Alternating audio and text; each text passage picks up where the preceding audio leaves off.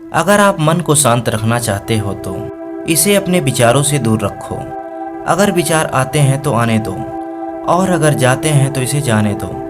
मन को बिल्कुल ही अपने विचारों से अलग रखो, क्योंकि अगर मन विचारों का गुलाम बन गया तो यह बिल्कुल ही शांत नहीं होगा और आपको उलझन में डाल देगा। अपने मन का विचारों से कोई भी लेना देना मत रखो। अपने मन को एक किनारे पर रखो और विचार को दूसरे किनारे पर, क्योंकि जब भी मन विचारों में उलझता है तो वह कभी भी शांत नहीं होता है, और उसका परिणाम यह होता है कि ना मन शांत होता है और ना ही विचार आने बंद होते हैं। अगर मन शांत हो गया तो विचार अपने आप आने ही बंद हो जाएंगे। विचार आते हैं इसलिए हैं ताकि वह हमारे मन को उलझा सके। ऐसी ही एक छोटी घटना है। एक बार महात्मा बुद्ध मगध राज्य के एक गांव में ठहरे हुए थे। गांव से थोड़े ही बाहर एक मोची अपने परिवार के साथ रहता था।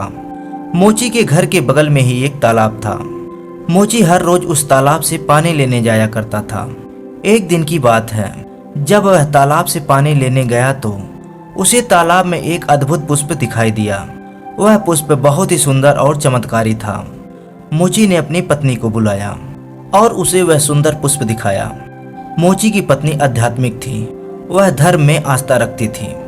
वह पुष्प को देखते ही समझ गई कि कल जरूर ही यहाँ से महात्मा बुद्ध गुजरे होंगे। उन्हीं के प्रताप से ही यह पुष्प खिला है। मोची के मन में पुष्प को देखकर एक विचार आया और उसने अपनी पत्नी से कहा कि क्यों न इस पुष्प को हम राजा को देकर उनसे इसके बदले में कुछ इनाम ले लें। मोची की पत्नी ने सोचा कि वैसे भी यह पुष्प उसके किसी भी काम का नहीं है।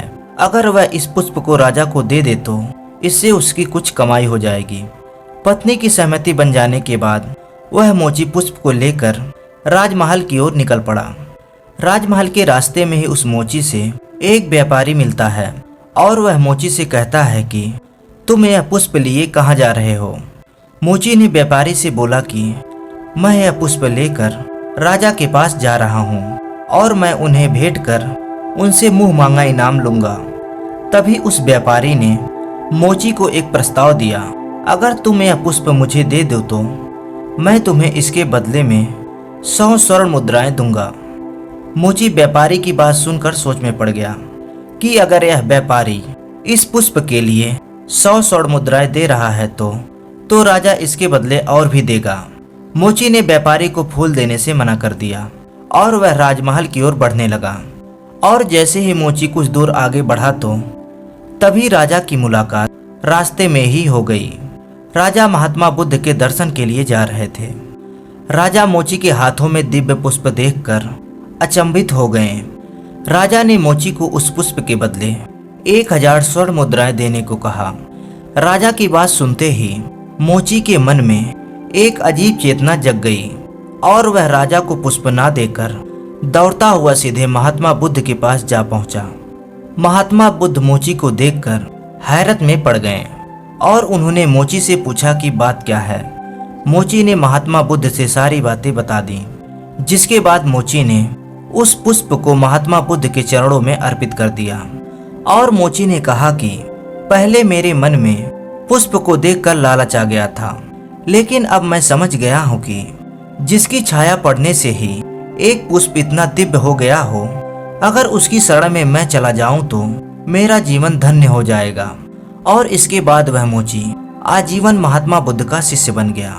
दोस्तों, इस पुष्प की तरह हमारे जिंदगी में भी बहुत सी चीजें अपनी तरफ आकर्षित करती हैं, लेकिन हमें उसके लालच में न फंसकर अपने ज्ञान का प्रयोग करके अपने जीवन में सही रास्ता चुनना चाहिए और अपने मन को बस में रखने की कोशिश करना चाहिए।